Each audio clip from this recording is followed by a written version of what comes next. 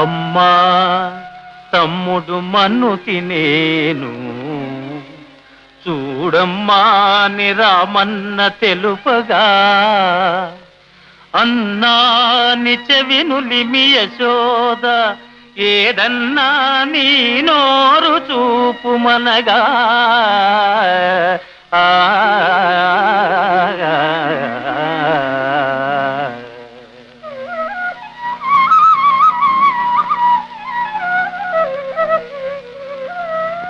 చూపితివట నీ నోటను బాపురే 14 భువన భాండముల ఆ రూపము గనిన యశోదకు తాపము నశించి జన్మధన్యతగా జయ కృష్ణ ముకుంద మురారి.